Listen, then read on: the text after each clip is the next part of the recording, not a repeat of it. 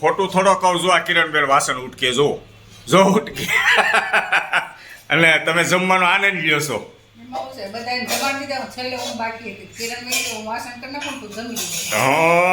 એવું કીધું તું કિરણબેન? પિયરમાં આવે તોય શાંતિ ન હોય. ઓ મારી બેન ને સમજો ભાઈબંધ મિત્રો, જેઠાણીએ કામે લગાડી દીધા છે નળંદબાની. પિયરમાં આવે તોય શાંતિ ન હોય. અત્યારમાં હું ખોલીને તૈયાર કર્યું તમે? આ વટાણા ફોલી નાખ્યા મારા બેન એટલા. અને આ બીજું કામ આપી દીધું છે પાછું મકાઈ છોલવાની છે. શું કહું છું તમને, સાસરિયામાં તો એને કામ હોય, પિયરમાં આવે ત્યારે એમ થાય ભાઈને ઘરે 2 દિવસ આરામ કરીએ, જલસા કરીએ, પણ તમે નવરા નથી રહેવા દેતા. હો કિરણબેન,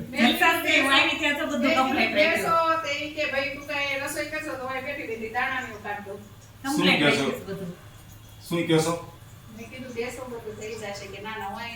એટલે આમ ઓછું કીધું, બેસો કિરણબેન. આ વટાણા હું હમણાં ફોલી નાખ્યું અને આ મકાઈને હમણાં હું છે ને દાણા કાઢી નાખ્યું.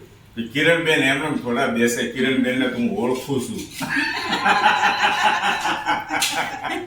મારી બેન છે, મને તો ખબર હોય નહીં. નવરા બે બંધ કેમેરો હોય ત્યારે એમ કે જેઠાણી અમારા કિરણબેન ને, 4 બહેનો બેઠા હોય ત્યારે એમ કે અમારા કિરણબેન ને નવરું બેસવું ગમે જ નહીં, એને કાંઈક ને કાંઈક કામ કરવા જોઈએ. અમારી સોસાયટીમાં કહીને શું કે તમારા ભાભી ખાતા જ નથી, બધી વસ્તુ બનાવતા દરરોજ અલગ અલગ આઈટમ હોય કે મેં તો ભાઈને બહુ શોખીન છે, ભાઈને ખાવા જોઈએ એટલે બનાવે કે દરરોજ જોઈએ તે હલાવતા જ હોય કે કે જો કિરણબેન છે ને ઘરે ઘરે આઈટમ બને છે.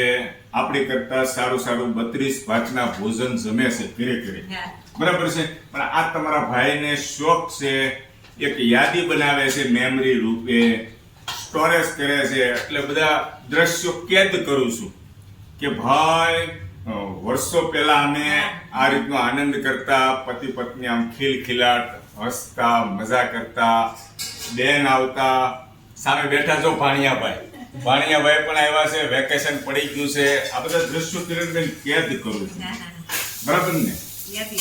હા, યાદી રે. આજે સોશિયલ મીડિયાનો જમાનો છે, એની અંદર ફેસિલિટી મળે છે. મોબાઈલની અંદર તમે 1 કે 2 વિડીયો કે 50 વિડીયો તમે સ્ટોરેજ કરશો તો મેમરી ફૂલની એરર આવવા મળશે, ફોન હેંગ થવા મળશે.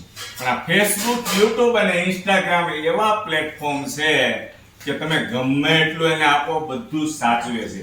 એક આપણા માટે લોકર જ કહેવાય, બરાબર છે. આ લાઈફસ્ટાઈલ બતાવું છું અને નવી વાનગીઓ મને જમાડે છે, આ વાતનો આનંદ થાય છે. બીજું શું સોસાયટીમાંથી બીજું કઈ કહેતા હતા? અમે કે જોઈએ ને કે બધા વિડિયો કે બહુ મજા આવી જમવાની, કે બનાવવાની તમને ઈચ્છા થઈ જાય ખાવાની. ડાયટિંગ કરતા હોય તો ઈ કે એ લોકો ડાયટિંગ કરતા હોય એટલે કે અમને ઈચ્છા થઈ જાય બનાવતા હોય ને તમારા ભાભી કે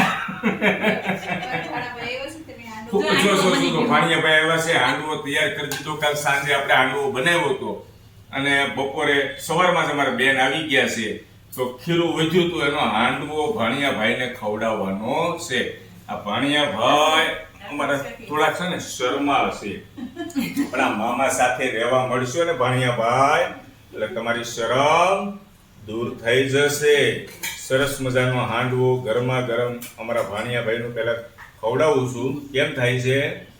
ગરમ લાગે તો કહેજો મામાને બસ. હાલો, આ પીસ પૂરો કરો અને ભાણિયાભાઈને ચટણી તો આપો. ચટણી, દાળ ભાત બધું બનાવ્યું છે. વાહ ભાઈ વાહ, મજા આવી ગઈ. રસ પણ લઈ આવ્યા છો? વાહ ભાઈ વાહ. મિત્રોને બતાવી દો તો કેમેરામેન, 1 મિનિટ મિત્રોને બતાવી દો કેવો રસ છે. વાહ ભાઈ વાહ, જોઈને મોંમાં પાણી આવે. તમને સાચું કહું ને મિત્રો, કિરણબેન અત્યારે ઘડિયાળમાં 1 વાગ્યા છે, પણ મને નહોતી ખબર હો દોસ્તો કે મારા ઘરે આજે રસ પણ આવ્યો છે. આ મારી વાઈફે વ્યવસ્થા કરી, પણ વાતે નથી કરી. જોઈને ભાભીનું કામ. હા, એમાં કાંઈ ઘટે નહીં. મેં તો એમ કીધું તું મારા માટે આજે છે ને શાક રોટલી નહીં બનાવતા, હાંડવો ખાઈ લઈશ અને દાળ ભાત ખાઈ લઈશ, બરાબર છે?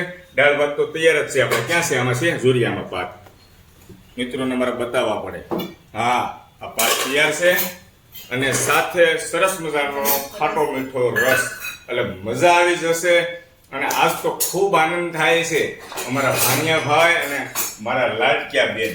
મારે એક બેન છે મિત્રો, ભગવાને મને એક બેન આપી છે.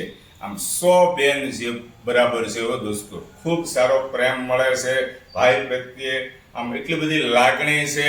જ્યારે જ્યારે ઘરે આવે ને મને આમ આગળથી ખબર પડી જાય ને મારા બેન આવવાના છે, એટલે બધું જ કામ છોડી દઉં છું. બેન માટે મને માન. સૌ મિત્રોને જય શ્રી કૃષ્ણ.